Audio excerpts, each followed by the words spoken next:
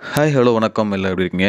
இந்த பயோசெப்டி டேங்க்க பத்தி கம்ப்ளைண்ட்ஸ் வந்து கன்டினியூவா இப்ப நெறைய வந்துட்டே இருக்கு எனக்கு. இத பத்தி பேசுங்க அப்படின்னு சொல்லிட்டு. ஆக்சுவலா இந்த பயோசெப்டி டேங்க் எப்படி ஒர்க் ஆகுது அப்படின்னு சொல்லிட்டு நெறைய வீடியோஸ் நானும் போட்டுருக்கேன். நீங்களும் நெறைய பார்த்துருப்பீங்கன்னு சொல்லிட்டு நான் நம்புறேன். இப்ப இதுல என்ன கம்ப்ளைண்ட் சொல்றாங்க அப்படின்னா, இந்த பயோசெப்டி டேங்கோட அவுட்லெட் பைப்லேருந்து வெளிய வர தண்ணி வந்து மண்ணுக்குள்ளேயே வந்து எவாப்பரேட் ஆகுற மாரி வந்து சிஸ்டம் பண்ணி குடுத்துருக்காங்க. பட் அது ஒர்க் ஆவல. அது வந்து ஓவர்ஃப்ளோ ஆயி வெளிய வருது. அது மட்டும் இல்ல, அதுல நெறைய ஸ்மெல் வருது அப்படின்னு சொல்லிட்டு கம்ப்ளைண்ட்டு. ஆக்சுவலா அந்த மண்ணுக்குள்ளே எவாப்பரேட் ஆகுற மெக்கானிசம் வந்து எல்லா சாயில் கண்டிஷன்லயும் ஒர்க் ஆவாது. சாயில் டைப்ஸ பொறுத்து கண்டிப்பா மாறும். சில சாயில்ல வந்து அது யூஸ் பண்ணவே முடியாது.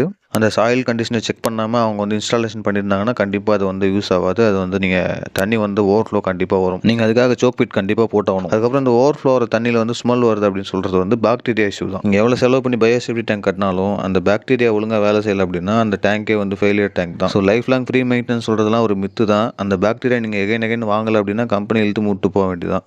புரியும்னு நெனைக்கிறேன். இப்போ புரியுது.